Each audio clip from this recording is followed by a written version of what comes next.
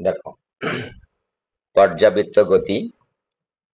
তো বুঝতেই পারছো, পর্যাবৃত্ত গতি মানে হচ্ছে নির্দিষ্ট সময় পর পর, হ্যাঁ, একই বিন্দুতে একই বিন্দুকে একই দিক থেকে যদি অতিক্রম করে সেরকম বস্তুকণার গতিকে আমরা বলছি পর্যাবৃত্ত গতি। ঠিক আছে? তো পর্যাবৃত্ত গতিসম্পন্ন কোনো কণার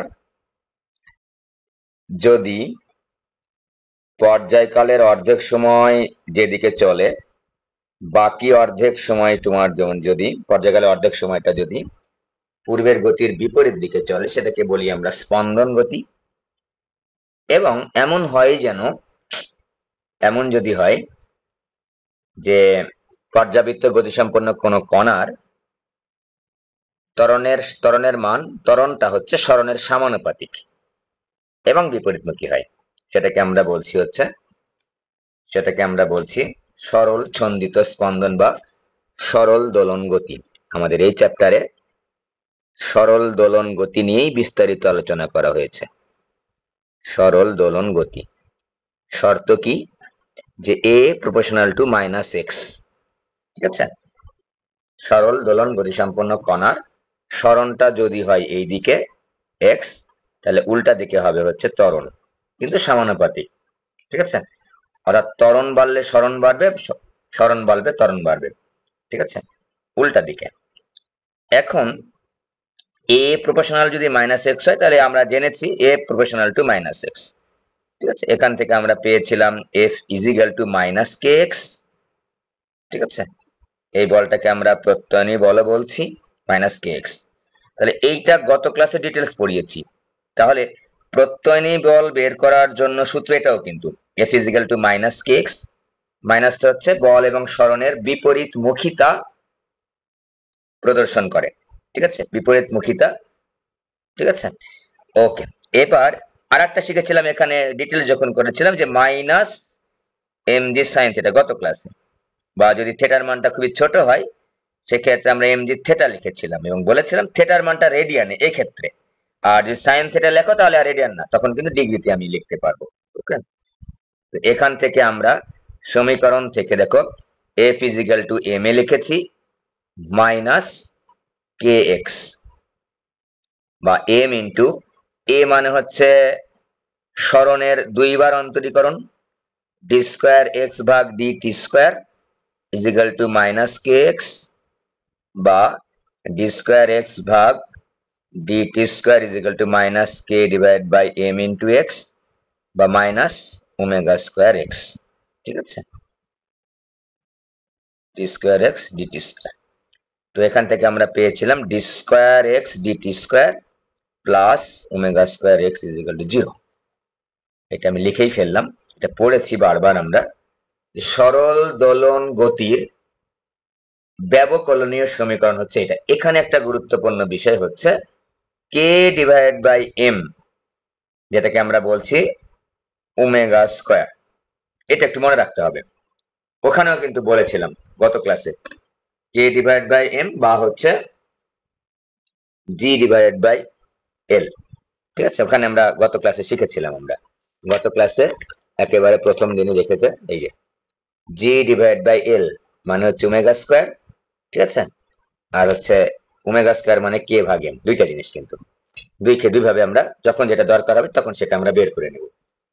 তো যে কোনো সমীকরণটা যদি এই সরল দোলন গতির আদলে পরীক্ষায় আসে, আমরা এই সমীকরণ যে স্ট্যান্ডার্ডটা ফর্ম, এটার মতো করে তুলনা করব।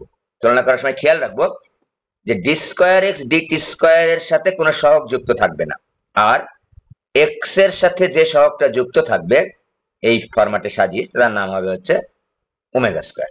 ঠিক আছে? Omega square. আর ওমেগা স্কোয়ার কি সমান ধরেছে, কে ডিভাইড বাই এম। এখান থেকে কোনো কিছু যদি বের করার প্রয়োজন হয় বা কোনোটা দেওয়া থাকে সেখান থেকে আমরা বের করে নেব। ওকে? সরল দোলন গতি। তো আমরা শিখেছি, যদি চিত্রটা দাগায় দেখো তো একটু খেয়াল করে, চিত্রটা দেখলে আমরা গাণিতিক ভাবেও লিখতে পারি এবং এখানে দেখতে পারি। দেখো একটু উঁচা করে এভাবে দাগালাম, এই পাশে আবারও। চিত্রটা থেকে আমরা অনেকগুলা নৈবার থেকে সুন্দরভাবে আনসার দিতে পারি। ঠিক আছে? এটা একটা দৃঢ় অবলম্বন হতে সরল দোলন গতি সম্পন্ন কোনো একটা কণা এখানে থিওরিটা পড়লে আমাদের অঙ্ক করা লাগবে না, আশা রাখি অঙ্কগুলো সব পারার কথা। গত ক্লাসে পড়েছি সেম টাইপেরই অঙ্ক, থিওরি অনুযায়ী খালি মানগুলো বসা দিলে হয়ে যাবে। এইটাকে বলছি একটা সরল দোলন গতি সম্পন্ন বস্তুকণা, যেটাকে আমরা সরল দোলক বলছি। খেয়াল করে দেখো তো, এখানে কিন্তু ভি জিরো, ঠিক আছে, এখানে V is equal two V max, ঠিক আছে। আর এই জায়গায় যখন ভি জিরো, মনে রাখার জন্য বলছি, এখানে এ ইজ ইকুয়াল টু আবার এ ম্যাক্স, আর এখানে দেখো এ ইজ ইকুয়াল টু জিরো। বুঝতে পেরেছো? উল্টা পাল্টা। এখানে ত্বরণ, অর্থাৎ এখানে এটাকে আমরা বলছি বিস্তার বিন্দু, এই যেটা বিস্তার বিন্দু, এখানে আমি এই পয়েন্টটাকে আমরা বলছি, এই যে এই সরণটাকে আমরা বলছি সবচেয়ে বেশি সরণ, x is equal two x maximum, এটা এই পয়েন্টটা, এটাকে আমরা নাম দিয়েছি এ, ঠিক আছে। তো আমরা যে সমীকরণটা শিখেছি সরল দোলন গতির ব্যবকলনীয় সমীকরণ, সেটা কি D square X DT square plus omega square X is equal zero. এটাকে যদি সমাধান করি, সমাধান করলে আমরা পাই যে X is equal to A sine omega T plus delta. ডেল্টাটা একটু ভালোভাবে মনে রাখবো আমরা, ডেল্টাটা সম্পর্কে বলেছি বারবার, ডেল্টাটা হচ্ছে আদি দশা, ঠিক আছে। আর ওমেগা টি প্লাস ডেল্টায় পুরাটা মিলে কি, এটা টোটাল দশা, মোট দশা। মোট দশা বলতে আমরা বুঝাচ্ছি টি সময়ে দশা, টি সময়ে দশা। আর আদি দশা বলতে আমরা বুঝাচ্ছি T is equal to zero, oblique দিয়ে লিখলাম, T is equal to zero সময়ে দশা। অর্থাৎ যখন আমি টাইম গণনা শুরু করেছি তখন যে দশাটা, সেটার নাম হচ্ছে ডেল্টা। আর অন্য যে কোনো সময় টি তে আমার দশার নাম হচ্ছে ওমেগা টি প্লাস ডেল্টা, পুরাটা, পুরাটা কিন্তু, ঠিক আছে, পুরাটা। এটা হচ্ছে সমীকরণ হচ্ছে। এখন যদি আমরা এই সরল দোলক বা সরল দোলন গতি সম্পন্ন একটা কণা একেবারে সাম্যাবস্থান থেকে সময় গণনা শুরু করি, যাত্রা কোথায় থেকে শুরু হয়েছে এটা দেখার বিষয় না। মনে করো আমি গনছি গনছি গনছি, এরকম করে দুলছে, আমরা এই জায়গায় যদি সময় গণনা শুরু করি, একেবারে মাঝখানে, মাঝখানে বলতে সাম্যাবস্থায়, সাম্যাবস্থায় যদি আমরা সময় গণনা শুরু করি, সাম্যাবস্থায়, সাম্যাবস্থা মানে কি, এই পয়েন্টটার নাম কি x is equal to zero, সরণ হচ্ছে জিরো। তো সাম্যাবস্থায় যদি সময় গণনা শুরু করি, সাম্যাবস্থায় যদি সময় গণনা শুরু করি বা শুরু হলে, আমরা তখন বলবো delta is equal to zero, আদি দশা হচ্ছে জিরো। সাম্যাবস্থায় টাইম গণনা শুরু করেছি, সেই মুহূর্তে তার দশা কি, জিরো। সাম্যাবস্থা টাইম গণনা শুরু, অর্থাৎ এখানে যখন আমার টি ইজ ইকুয়াল টু জিরো, তখনই কিন্তু আমি সাম্যাবস্থা। যখন x is equal to zero, তখন টি ইজ ইকুয়াল টু জিরো, তখন delta is equal to zero হবে। একেবারে যদি ম্যাথমেটিক্স দিয়ে বলি আমরা, x is equal to zero মানে সাম্যাবস্থা, এখানেই আমরা টাইম গণনা শুরু করেছি, তাহলে হবে হচ্ছে টি ইজ ইকুয়াল টু জিরো, তার মানে তাহলে হবে delta is equal to zero, ঠিক আছে। এটা কিন্তু মনে রাখতে হবে, পরীক্ষায় কিন্তু পরীক্ষায় আসে যে ওমেগা টি প্লাস ডেল্টা কিন্তু টি সময়ে যে কোনো পরিমাণ দশা, টোটালটা। আর ডেল্টা মানে হচ্ছে টি এর মান যখন জিরো। আর এখন যদি বলি যে টি এর মান যখন জিরো, তখন সরণকে কি বলবো, তখন আমরা সরণকে বলবো হচ্ছে আদি সরণ। তো কথা বলে রাখি, তো এখানে চলক যদি এক্স না হয়ে ওয়াই হয়, ওয়াই হতে পারে, কিন্তু ওয়াই হতে পারে, তখন আমরা কি লিখবো, D square Y dt square plus omega square Y is equal to কিন্তু জিরো। সমাধান তাহলে কি হবে, Y is equal to A sine omega T plus delta. যখন আমাদের চলক যদি আমি ওয়াই দ্বারা প্রকাশ করি, চলক বলতে হচ্ছে ওয়াই, ওয়াই বলতে সরণ, ওয়াইটা হচ্ছে যে কোনো সময়ের সরণ, যে কোনো সময়ের সরণ, এক্স এখানে এক্স দিয়ে প্রকাশ করেছে, যে কোনো সময়ের সরণকে আমরা বলছি এক্স, ঠিক আছে। আর সর্বোচ্চ সরণকে আমরা বলছি বিস্তার। খেয়াল করো, তিনটা জিনিস একটু শিখে নিই আমরা। আমি এখান থেকে চিত্র দেখে, এখানে বেগের মান জিরো, এখানে বেগের মান সর্বোচ্চ, এই পয়েন্টটার নাম হচ্ছে বিস্তার বিন্দু। বিস্তার বিন্দুতে বেগ জিরো, ঠিক আছে। আর সাম্যাবস্থায় কি, বেগ সবচেয়ে বড়, ম্যাক্সিমাম, ঠিক আছে। উল্টা করে বলি এবার ত্বরণ দিয়ে, ত্বরণ হচ্ছে বিস্তার বিন্দু উল্টা, কিন্তু এখানে আমার ত্বরণ, এখানে বেগের কোনো পরিবর্তন হয় না, এখানে এই গত ক্লাসে বলেছি এইটুকা জায়গাতে এখানে বেগের পরিবর্তন হয় না, একেবারে যখন সাম্যাবস্থান থাকে, ত্বরণ জিরো মানে সর্বনিম্ন ত্বরণ, আর বিস্তার বিন্দুতে বেগের পরিবর্তনটা খুব বেশি ঘটে, এখানে আমাদের ত্বরণের মান হচ্ছে ম্যাক্সিমাম। তো আমরা যদি এইটাকে একবার এবং দুইবার ডিফারেন্সিয়েশন করি তাহলে আমরা কিন্তু বেগ এবং ত্বরণটা পেয়ে যাই। বেগটা কি পাই? তাহলে তোমরা জানোই যে x a sin omega t plus delta dx dt। তো আমাদের যদি এখান থেকে একটা প্রশ্ন আসে, সর্বোচ্চ সরণ কত? বিস্তার বিন্দু, বিস্তার a, আর সর্বনিম্ন সরণ কত? সাম্যাবস্থান 0। তাহলে a cos omega t plus delta into একটা এখানে ওমেগা হবে, এখান থেকে আমরা omega a root over of, হ্যাঁ রুট ওভার অফ হচ্ছে omega a root over of cos square কে আমরা লিখি 1 minus sin square omega t। যাকে এটা তো বেশি বলবো না, রুট ওভার a স্কয়ার বিয়োগ হচ্ছে a স্কয়ার, আচ্ছা পুরোটাই করে দিই, sin square omega t plus delta লিখতে পারো। ডেল্টার জায়গায় যদি 0 ধরো তাহলে বুঝবো আমরা টাইম গণনা যে মুহূর্তে শুরু করেছি সেই মুহূর্তে সাম্যাবস্থান omega root over a square minus x square. এটা হচ্ছে v এর মান, সরল দোলন গতিসম্পন্ন কোন একটা কণার যে কোনো মুহূর্তে v এর মান এটা, ঠিক আছে? তো v এর মান থেকে আমরা একটা গতিশক্তি বের করে ফেলি, ঝামেলা করার দরকার নাই, একবারে গতিশক্তি বের করে ফেলি। সরল দোলন গতিসম্পন্ন কোন কণার গতিশক্তি half half omega square a square minus x square.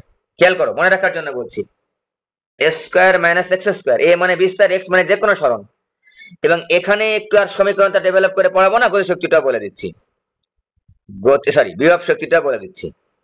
বিভব শক্তি বা স্থিতি শক্তি বা কি পরিমাণ শক্তি সঞ্চয় করবে, সেটা হবে ইপি হাফ, এখানে ভুল হলো নাকি, এখানে এম হবে একটা, তাই না? এখানে একটা এম হবে, এখানে একটা এম হবে, half M omega square into শুধুমাত্র এক্স স্কয়ার। এটা হচ্ছে X square minus X square, এটা হচ্ছে শুধুমাত্র এক্স স্কয়ার। এটাকে আমরা দেখো তো, আমরা বারবার বলেছি এইটা খুবই important, omega square is equal to K divide by M, বা K is equal to M omega square. তাহলে কি লেখা যায়? এম ওমেগা স্কয়ারের জায়গায় হাফ কে লেখা যায়, K into A square minus X square half K into শুধু X square. তাহলে বিভব শক্তি মানে কি, একটু মনে রাখার জন্য বলছি, মনে রাখার জন্য বলছি, সাম্যাবস্থান থেকে যতটুকু সরণ হয়েছে, সরণের কারণে বিভব শক্তিটা সঞ্চিত হয়েছে, মনে রাখার জন্য টেকনিক। তাহলে কি হবে? হাফ কে সরণ কতটুকু? এক্স, হাফ কে এক্স স্কয়ার, হ্যাঁ। আর টোটালটা কত? মোট শক্তি সব সময় প্রত্যেকটা বিন্দুতে দেখা, যদি একটু এই বিন্দু যে কোনো বিন্দুতে মোট শক্তি হচ্ছে হাফ কে এ স্কয়ার, মোট শক্তি হচ্ছে হাফ কে এ স্কয়ার, মোট শক্তি। এবং এটা সরল দোলন গতিসম্পন্ন একটা কণা, হ্যাঁ, শক্তির নিত্যতার সূত্র, যান্ত্রিক শক্তির নিত্যতার সূত্র মেনে চলে। এটা হচ্ছে মোট শক্তি, এটা হচ্ছে মোট শক্তি, ই ইজ ইকাল টু হচ্ছে মোট শক্তি। তো মোট শক্তি থেকে যদি কে এক্স স্কয়ার বাদ দিই তাহলেই পেয়ে যাবো আমরা গতিশক্তি। দুটো জিনিস একটু মনে রাখো ভালো করে, যে কোনো বিন্দুতে মোট শক্তি হচ্ছে এখানে, এইটার নাম হচ্ছে মোট শক্তি, এইটার নাম হচ্ছে সর্বোচ্চ গতিশক্তি, এইটার নাম হচ্ছে সর্বোচ্চ বিভব শক্তি।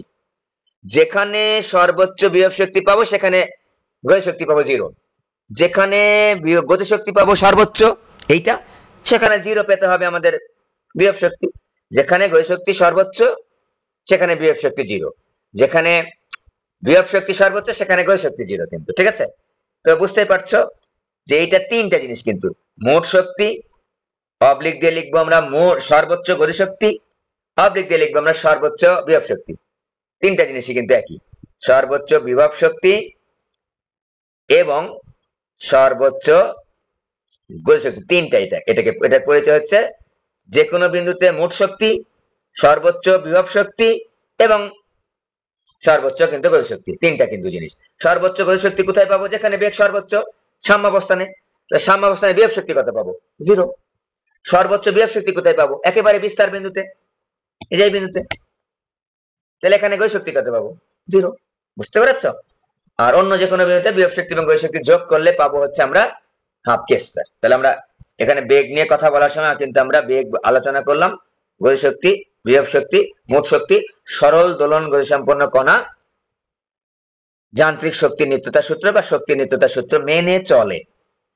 ঠিক আছে, একটু মনে করে দিচ্ছি আবারও, যান্ত্রিক শক্তি নিত্যতা সূত্র মানে মেনে চলার ক্ষেত্রে শুধুমাত্র বিভব শক্তি এবং গতি শক্তির যোগফল দেখবো আমরা, কিন্তু মোট শক্তি বা শক্তির নিত্যতা সূত্র মেনে চলে কিনা যদি পরীক্ষায় আসে, আমরা বিভব শক্তি, গতি শক্তির সাথে অন্য কোনো শক্তি যদি থেকে থাকে, ঘর্ষণ বলের বিরুদ্ধে কাজ, এখানে ঘর্ষণ বল দেওয়া, ওইটাও আমরা কাউন্টে কিন্তু নিব, নিয়ে আমরা মোট শক্তি হিসাব করবো। ওকে, আচ্ছা, এই ডিফারেন্সিয়েশন আমরা পারবো। এটা যে কোনো সময়ে সরণ, এটা হচ্ছে যে কোনো সময়ে সরণ, সরণের সর্বোচ্চ মান হচ্ছে বিস্তার। ওকে, আমরা শিখলাম এটা। এখানে যে কোনো বিন্দুতে বেগ বের করার জন্য বা তো আমরা একটা বেগ পেলাম। ওকে, হাফ, তো বেগের ম্যাক্সিমাম মান কত? ভেরি সিম্পল, এক্স এর মান 0 বসাবো, তাই না? বেগের ম্যাক্সিমাম মান, সর্বোচ্চ বেগ তাহলে কত হবে? সর্বোচ্চ বেগ চাচ্ছি, তাহলে ভি ম্যাক্সিমাম ইজিক্যাল টু তাহলে কত পাবো? Omega root over a square. একটুও বাদ দিব না, তাই একটুও বাদ দিব না, কোনো কিছুকে যদি একটুও বাদ না দিই, 0 বাদ দিই, সবচেয়ে বেশি মান পাবো আমরা, কারণ এক্স, এখানে এক্স স্কোয়ার ছিল, লিখে নিই যে omega root over a square minus 0 সমান সমান ওমেগা এ। তাহলে ভি ম্যাক্সিমাম, তাহলে ভি মিনিমাম কত? ভি মিনিমাম হচ্ছে omega root over a square minus x square, সর্বোচ্চ পরিমাণ বাদ দিয়ে দিব, এ স্কোয়ার মাইনাস এ স্কোয়ার, 0, ভি মিনিমাম গেল। এবার ত্বরণের সর্বোচ্চ মান, ত্বরণটা আগে বের করো। ত্বরণটা হচ্ছে ডিভিডিটি, ডিভিডিটি হচ্ছে মাইনাস ওমেগা স্কোয়ার এ sine omega T plus delta, একবারে করলাম। এখানে যে আমার ভি ছিল, এই যে ভি, এটাকে একবার আমি অন্তরীকরণ করে ফেললাম, ওমেগা একটা ছিল, একটা ওমেগা পাবো, ওমেগা স্কোয়ার পদের জায়গায় মাইনাস সাইন আসবে, ইজিক্যাল টু কি লিখবো? Minus omega square x. এটা ত্বরণ, এটা ত্বরণ। এই ত্বরণ দেখো তো, এখান থেকে আমরা কি বলতে পারি? এ প্রপোর্শনাল টু মাইনাস এক্স। সরল দোলন গতির ক্ষেত্রে যে সূত্রটা এখানে কিন্তু চলে আসছে, এ এবং এক্স পরস্পর সমানুপাতিক এবং বিপরীতমুখিতা। এখানে দেখো, ত্বরণের ম্যাক্সিমাম মান যদি আমরা বের করতে চাই, মাইনাস ওমেগা স্কোয়ার এ পাবো। শুধু মান বিবেচনা করলে আমরা পাবো হচ্ছে এ, ওমেগা স্কোয়ার এ, শুধু মান বিবেচনা করে। হ্যাঁ, শুধু মান বিবেচনা করে। তোমরা পরীক্ষার খাতায় দুইটা লিখলেই হবে, যে সর্বোচ্চ ত্বরণের মান এত, আর দিক কোন দিকে? সরণের বিপরীতমুখী দিক। আমরা সব সময় দেখব এই ত্বরণের দিক হচ্ছে সবসময় হচ্ছে সাম্যাবস্থান অভিমুখী, সাম্যাবস্থান অভিমুখী, মানে এক্স ইজিক্যাল টু 0 পয়েন্ট অভিমুখী। তাহলে ত্বরণের সর্বোচ্চ মান কত? ওমেগা এ মান যদি বলি আমরা, বা যদি মান ছাড়া বলো, নেগেটিভ সহ যদি বলো, মাইনাস ওমেগা স্কোয়ার। এই মাইনাসটা কি প্রকাশ করছে? ত্বরণের দিক কোন দিকে? সাম্যাবস্থান অভিমুখী। আর এ ম্যাক্সিমাম এটা লিখলাম, তাই না? এ মিনিমাম কত? অবশ্যই 0, এখানে কিন্তু অবশ্যই 0। ওকে, এ মিনিমাম। তাহলে ত্বরণ পেলাম, সরণ পেলাম, বেগ পেলাম, সর্বোচ্চ এবং সর্বনিম্ন। চিত্র দাগালে তোমাদের হয়ে যাবে। এবার আসো চিত্রে প্রেজেন্টেশন। চিত্রে প্রেজেন্টেশন করা বারবার শিখিয়েছি, তো আমরা এখন বিভব শক্তি আর গতি শক্তির চিত্রটা একটু দেখাচ্ছি। বিভব শক্তি এবং গতি শক্তি এবং মোট শক্তি তিনটে দেখাচ্ছি একবারে। এই যে বড় করে নিলাম, এটা দেখো তো, যদি আমি বলি যে এই দিকে আমি দিয়েছি টাইম, ঠিক আছে, ঠিক আছে, যদি আমি নিয়েছি টাইম, সময়, আর এদিকে দিলাম হচ্ছে আমার গতি শক্তি ই কে, তো টাইম যখন 0, মনে করো আমরা সাম্যাবস্থান থেকে যাত্রা শুরু করেছি টাইম 0-তে, সাম্যাবস্থানের সবচেয়ে বেগ কত? বেশি। এখান থেকে আমি যদি টান দিই, এখানে যদি একটা টান দিয়ে নিই, হ্যাঁ, তাহলে এরকম হবে। দেখো, দেখো একটু খেয়াল করো, আমি যদি চিত্রটা এখানে দাগায় তোমাদের দেখায় আর একবার, বারবার এপাশ ওপাশ না করে, এই যে খেয়াল করো, 4টা ভাগে ভাগ করো তো, চিত্র দাগাবো, দেখো 4টা ভাগে ভাগ করো। এখান থেকে যাত্রা শুরু করে আবার এখানে গেল, আবার এখানে ফিরে আসলো, এ থেকে বি হয়ে সিতে গেল, যে আবার এতে ফিরে আসলো, এটাকে আমরা বলছি একটা পূর্ণ পর্যায়কাল। এটাকে 4 ভাগে ভাগ করো। এই যে এখান থেকে মনে করো এক্স ইজিক্যাল 0 পয়েন্ট, এটা এখান থেকে এখানে গেল, দেখো 4টা ভাগ, বি থেকে সি, সি থেকে বি, বি থেকে এ, এ থেকে বি। 4 ভাগে যদি ভাগ করি, একটা ভাগের নাম টি ভাগ 4। দেখো তো, এখানে আমার সর্বোচ্চ, সর্বোচ্চ নিলাম, এবার দেখো তো সি পয়েন্টে গেলাম। সি পয়েন্ট মানে কি, 4 ভাগে যদি ভাগ করি একটা সাইন ওয়েভকে, এটা কিন্তু সাইন ওয়েভ, বুঝতেই পারছো, A sine X is equal to কি A sine omega T plus delta. যদি আমি ডেল্টার মান 0 ধরি, সাম্যাবস্থান থেকে আমি টাইম গণনা শুরু করেছি, যখন সাম্যাবস্থান তখন আমি টাইম গণনা যদি শুরু করি, তাহলে এ সাইন ওমেগা টি লিখতে পারি আমি ডেল্টা 0, অর্থাৎ সাম্যাবস্থান থেকে যাত্রা শুরু করেছি ডেল্টা 0 হলে। ওকে, ডেল্টা 0 ধরে নিচ্ছি আমরা। তো এক্স ইকুয়াল 0, তার মানে সর্বোচ্চ পজিশন সবচেয়ে বড় মানটা পাবো আমি ভি এর। সিতে গেল মনে করো, সবচেয়ে সিতে গেলে কিন্তু বেগটা 0 হয়ে যাবে। কত সময় পর? পর্যায়কালের 4 ভাগের 1 ভাগ পর। এটাকে যদি পর্যায়কালের 4 ভাগের 1 ভাগ দিই, টি ভাগ 4, এখানে দিলাম টি ভাগ 2, এখানে দিলাম হচ্ছে 3 টি ভাগ 4, আর এখানে দিলাম মনে করো টি। তা দেখো আমি যে চিত্রটা কিরকম দেখাবো, এই যে এটা সর্বোচ্চ। এবার দেখো টি ভাগ 2, টি ভাগ 2 যদি আমি এখানে চিন্তা করি, যে দিলাম একটা টান, এখানে টি ভাগ 2 মানে কি, এখানে যে 0 ছিল এখানে যে আবার এখানে আসছে, সর্বোচ্চ যে এখানে উঠবে এই। আবার 3 টি ভাগ 4 মানে কি, যে এখানে 4 ভাগে ভাগ করছি, প্রথম ভাগ পর মানে পর্যায়কালের 1/4 পর 0 হয়ে গেছে 0, আবার 1/4 পর পরবর্তী 1/4, এবার সর্বোচ্চ, আবার কিন্তু এখানে আসছে আবার 0, আবার 0 হবে এই, আবার এখানে উপরে উঠবে এই সর্বোচ্চ পয়েন্ট। তাহলে এটা গেল হচ্ছে, এটা হচ্ছে সর্বোচ্চ মান। সর্বোচ্চ মান কত? হাফ কে স্কোয়ার। কে এর মান কিন্তু মনে রাখতে, এটা হচ্ছে কে ম্যাক্সিমাম। এভাবে এখানে দেখো তো 0, এভাবে উঠতে উঠতে চলবে, এরকম করে চলবে। এটা হচ্ছে আমার গতি শক্তি, এটা আমার গতি শক্তি। এইবার যদি আমরা বিভব শক্তি দেখাই, দেখো তো আমি যদি বিভব শক্তি দেখাই উল্টা হবে। মানে বিভব শক্তি যদি বলি এখানে কত, সাম্যাবস্থানে কত 0, এই যে এখানে 0, তাহলে এখানে টি ভাগ 4, এখানে কত সর্বোচ্চ, এখানে যদি আমি পয়েন্ট করি লাল কালি দাগায় দেখাই তোমাদের, এই তাহলে এখানে দেখো এরকম হলো, এই যে এরকম হলো, এই যে এরকম হলো, এই যে এরকম হলো, এই যে টি ভাগ একবার টিতে আমার এই যে 1 2 3 4, 4 মানে কি সমাবস্থান, আবার সমাবস্থান মানে বিভব শক্তি 0, সমাবস্থান মানে গতি শক্তি সর্বোচ্চ। লাল কালি যুক্তটা হচ্ছে বিভব শক্তি। আমি যদি লিখে দেখাই, লাল কালি হচ্ছে ইপি, কালো কালিটা হচ্ছে ইকে।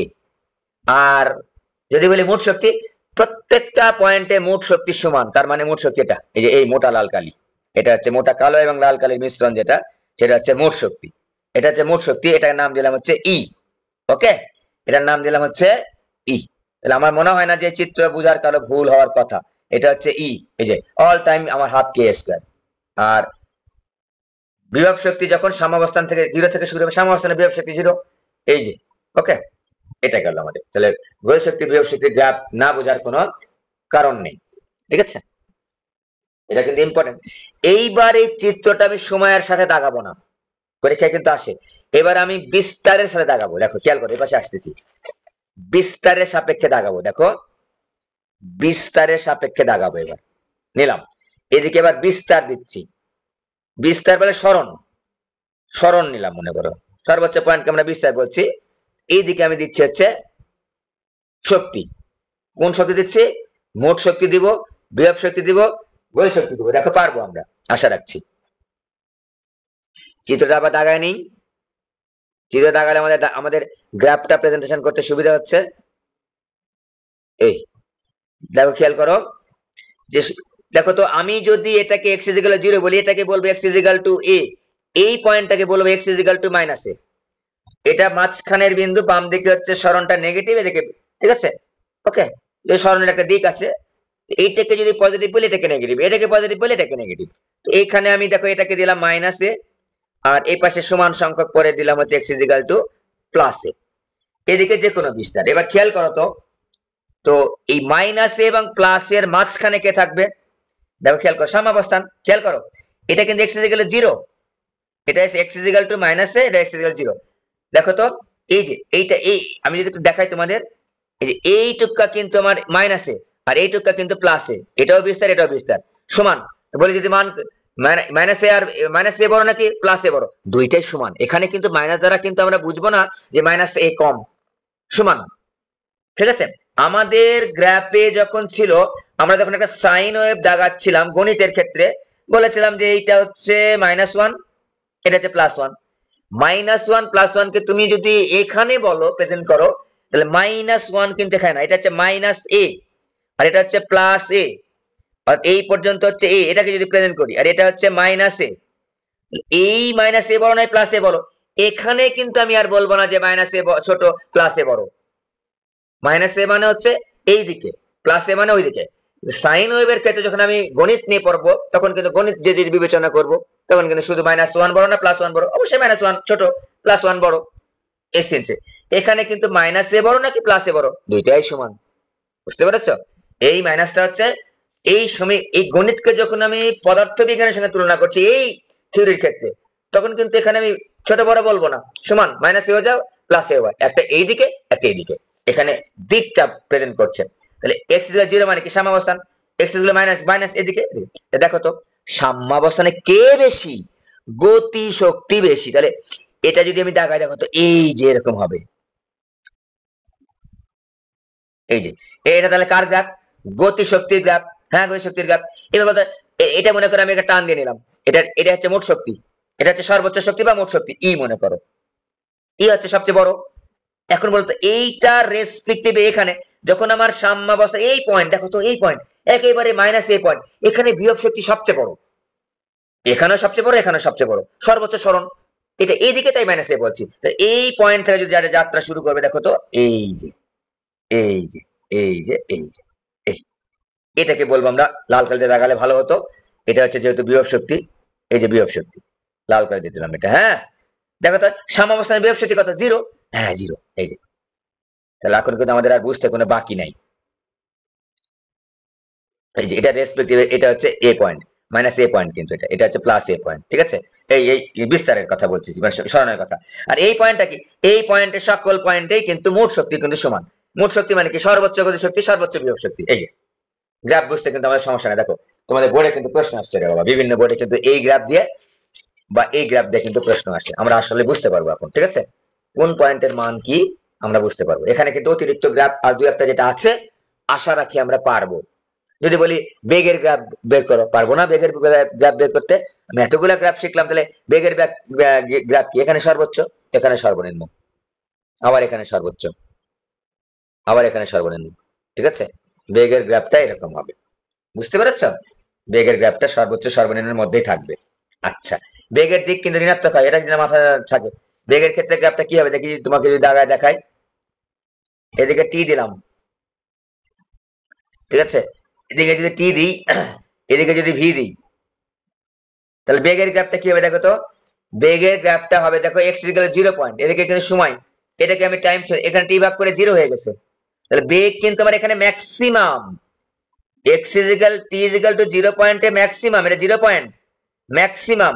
তারপর আস্তে আস্তে বেগ কমছে কমছে কমছে কমছে কমছে, কমলো, বেগ তো কমছে, এখান থেকে এই পর্যন্ত গেল, কত হবে, 0।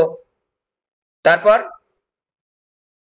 তারপর কত হবে বেগ, এবার দেখো এখানে যাওয়ার পরে আবার উল্টা দিকে ঘুরছে, ঠিক আছে। তাহলে এখানে যাওয়ার পরে উল্টা, এবারে আবার যাওয়ার পর আস্তে আস্তে বেগ বাড়ছে, কোন দিকে বাড়ছে, আবার এইদিকে আসছে, উল্টা দিকে বাড়ছে, বাড়ুক, বেড়ে যেরকম করে আসলো, ঠিক আছে, বেগের মানটা নেগেটিভ দিকে বেশি, এরকম করে এরকম করে এরকম হবে, ঠিক আছে। এই যে বেগের দিক কিন্তু আছে, তাহলে এইটা সর্বোচ্চ, এটাও কিন্তু বেগের সর্বোচ্চ মান, এইটা এই দিকে সর্বোচ্চ মান, এটা আসার সময় সর্বোচ্চ মান, একবার যাওয়ার সময় একবার আসার সময়, একবার যাওয়ার সময় একবার আসার সময়, একবার এই দিকে যাওয়ার সময় একবার এদিকে আসার সময়, ঠিক আছে। এটা সবগুলা গ্রাফ কিন্তু আমরা আসলে পারবো এখন। ওকে, এখানে আমাদের যে প্রবলেমটা আসে সেটা হচ্ছে সরল দোলকের, একটা প্রবলেম আমরা ইয়াতে পড়েছি, তারপর একটু দেখাই আমি, এই যে একটা দেখাচ্ছি, ওই যে কাজ করি সবচেয়ে ক্ষমতায় আমাদের বিভিন্ন পয়েন্টে বেগ বের করতে বলে, এরকম একটা প্রবলেম সচরাচর আসে পরীক্ষায়, ঠিক আছে। তো আমরা শিখেছি যে এই পয়েন্টে যদি বস্তুটা থাকে, তাহলে সে কোথায় আছে, বিস্তার বিন্দুতে মনে করো আছে, x = a পয়েন্টে আছে, এটা x = 0 পয়েন্ট। তাহলে এই পয়েন্টের যদি নাম দিই আমরা, a দিলাম, এখানে b দিলাম, এখানে যদি আমি m দিই, m দিলাম, তার মানে এই পয়েন্টে থাকার অর্থ হচ্ছে উল্লম্ব ভাবে সে m পয়েন্টে আসছে। আমি যদি তোমাকে বলি a থেকে b তে এসেছে বস্তুটা, সে উল্লম্ব দূরত্ব অতিক্রম করেছে কত, mb বা bm, ঠিক আছে। আমি যদি বলি এখানে আর একটা যদি দাগায় নেই, এখানে এই পর্যন্ত যদি দাগায় নেই, এখানে বস্তুটা আসছে a থেকে মনে করো c তে এসেছে, তাই আমি বলবো যে আসলে বস্তুটা আসছে এ থেকে সি মানে এম থেকে এন পর্যন্ত, এম থেকে এন পর্যন্ত, ভেরি সিম্পল কথাবার্তা। আর এগুলোর যোগ বিয়োগ গুণ ভাগ কিন্তু না পারার কোনো কারণ নেই, একেবারে সিম্পল জিওমেট্রি, সিম্পল অ্যালজেব্রা। পিথাগোরাসের সূত্র ব্যবহার করব অথবা ত্রিকোণমিতি ব্যবহার করব। এইখানে এই কোণটা দেওয়া থাকে, কখনো বা এই কোণটা দেওয়া থাকে, এই পুরা কোণটার মান দেওয়া থাকে। আমার যখন যেটা লাগবে সমকোণী ত্রিভুজ তৈরি করে ওখান থেকে আমাদের যে দূরত্বটা দরকার হয় cos theta sin theta tan থিটার মাধ্যমে বের করে নিব, অথবা পিথাগোরাসের সূত্রের সাথে আমরা বের করে নেব। এস স্কয়ার ইজ ইকুয়াল, এখানে কি হবে দেখো তো, এস স্কয়ার দিলে কি হবে, এটা এস স্কয়ার না ও স্কয়ার দিয়ে এখানে, হ্যাঁ এখানে ও স্কয়ার দিলে আমি পাবো কত, এন সি এন স্কয়ার যোগ হচ্ছে ও এন স্কয়ার, ঠিক আছে এটা পাবো। আবার যদি বলি যে আমি এই সমকোণী ত্রিভুজ নেব তাহলে কি পাবো আমি, ও স্কয়ার ইজ ইকুয়াল টু ও এম স্কয়ার প্লাস হচ্ছে এ এম স্কয়ার, ঠিক আছে। তো আমি একটা জিনিস একটু বের করে দেখাই, সি পয়েন্টে বেগ বের করব, এটা খুবই ইম্পর্টেন্ট। সি বিন্দুতে বেগ বের করব, বেগ ভি হলে কি পাবো দেখো তো, এগুলো আমি আর দেখাবো না, sine theta cos theta tan theta এগুলো ছোট ক্লাসের পড়া, এগুলো কিভাবে বের করবা, ওই সাইন থিটা নেবো না কস থিটা নেবো, কোন মান দেওয়া আছে কোন মান দেওয়া থাকবে ওখান থেকে আমরা cos theta sine theta tan theta দ্বারা আমরা আমাদের রিকোয়ার্ড যে ইনফরমেশন দরকার, যে দৈর্ঘ্যটা দরকার সেটা বের করে নিব, অথবা পিথাগোরাস ব্যবহার করে আমরা যেটা দেওয়া আছে সেটা থেকে আমরা যেটা দরকার সেটা আমরা বের করে নিব, ঠিক আছে। এইবার খেয়াল করে বেগ ভি হলে তো V square is equal two V naught square plus 2 G H লিখলাম প্রথমে, হতে পাই লিখবো, যে এত সূত্র হতে পাই। তো ভি এর মান is equal two V square. আমরা যখন বেগের মান বের করব তখন আদি অবস্থা এ থেকে চিন্তা করব, মানে বিস্তার বিন্দু, আদি বেগ কত 0, আদি বেগ থেকে চিন্তা করলে সুবিধা কি, ওই 0 পাচ্ছি একটা, প্লাস 2 জি। খেয়াল করো তো আমি যে জিটা লিখেছি এই ত্বরণটার নাম কি, উল্লম্ব ত্বরণ। তাহলে আমি এ থেকে যে সি তে এসেছি আমাকে তাহলে কোন সরণটা নিতে হবে, উল্লম্ব সরণটা নিতে হবে। উল্লম্ব সরণ কত, এ থেকে সি তে এম থেকে এন পর্যন্ত আমার উল্লম্ব সরণ হয়ে গেল। ভি স্কয়ারের মান বের করা, এখান থেকে যদি ভি চাই আমরা 2g mn, mn কোথায় পাবো, এই যে ও এ ও বি ও সি, এটা সুতার দৈর্ঘ্য দেওয়া থাকে, কিন্তু যে সুতার সাহায্যে দোলকটা দুলতেছে সেই সুতার দৈর্ঘ্য দেওয়াই থাকে। ও এ ও বি ও সি ও ডি সব কিছু সমান, মাথা যেন থাকে, একই সুতা দিয়ে তো এই ববটা দুলতেছে, আর ববের ভর তো এম আমার দেওয়াই থাকে, গতি শক্তি বিভব শক্তি যা চাই আমরা বের করতে পারবো। এইবার যদি বলে সি বিন্দুতে বিভব শক্তি কত, বিভব শক্তি বের করার সময় দেখবো যে রেফারেন্স সাম্যাবস্থান, সাম্যাবস্থান এইটা, এই যে এই সাম্যাবস্থান থেকে ওই বস্তুটা কোথায় আছে, কত উঁচাই আছে, কত দূরত্বে আছে, উল্লম্ব দূরত্বে আছে। দেখো তো এখন যখন বস্তুটা সি বিন্দুতে আছে তখন বস্তুটা এন বিন্দুতে উল্লম্ব দূরত্বে আছে, মানে বি এন দূরত্বে আছে। আমাদের সূত্র কি, M G into H, H এর জায়গায় একবার বসবে হচ্ছে বি এন, ইপির মান হচ্ছে এম জি ইন্টু বিএন, বিএনটা বের করে নেবো, যে সিম্পল জিওমেট্রি দ্বারা আমরা দেখিয়ে দিচ্ছি, পিথাগোরাস অথবা ত্রিকোণমিতি। এইবার খেয়াল করো তো এ বিন্দুর ক্ষেত্রে আমি বিভব শক্তি কত পাবো 0, আর গতি শক্তি বা বেগ এ থেকে বি তে আসা মানে কি, এম থেকে বি তে আসা বিএম, তখন আমি দূরত্বটাকে বিএম লিখবো। এই সি বিন্দুতে আমাদের ঝামেলা হয়, এটা আমাদের আর এখানে কিছু নেই, সবকিছু তোমাদের দেখা হয়ে গেছে। তোমাদের পরীক্ষায় প্রশ্ন আসে যে বিভব শক্তি গতি শক্তির দ্বিগুণ 3 গুণ 4 গুণ অর্ধেক, আমরা বিভব শক্তি এবং গতি শক্তি নির্ণয়ের সূত্র লিখে শর্ত যেভাবে বলেছে সেভাবে আমরা বামে ডানে খালি সংখ্যা বসিয়ে ক্যালকুলেশন করে মানগুলা বসাবো, খুবই সিম্পল। বললো যে গতি শক্তি বিভব শক্তির দ্বিগুণ, তো গতি শক্তি বিভব শক্তি সূত্র লিখে কোনটা কার দ্বিগুণ কোনটা কার অর্ধেক সুন্দরভাবে চিন্তা করে অঙ্কের সাথে মিলিয়ে বামে ডানে ওই সংখ্যাটা কিন্তু দিয়ে আমরা ক্যালকুলেশন করব। এখানে কি, এখানে মনে হয় স্প্রিং ছিল মনে হয়, তাই না, স্প্রিং পরীক্ষায় তেমন আসে না। স্প্রিং এর ক্ষেত্রে তোমাদের পড়িয়েছি সমান্তরাল সমবায় আর শ্রেণী সমবায়, অনেক সময় এখানে আসে না পরীক্ষাটা, কি এটা মনে হয় কাজ ক্ষমতা শক্তিতে আসে, তাই না, পাহাড়ের উচ্চতা। এখান থেকে কোনো অঙ্ক আর আসার না পারার কারণ নেই, ঠিক আছে, কোনো অঙ্ক না পারার কোনো কারণ নেই।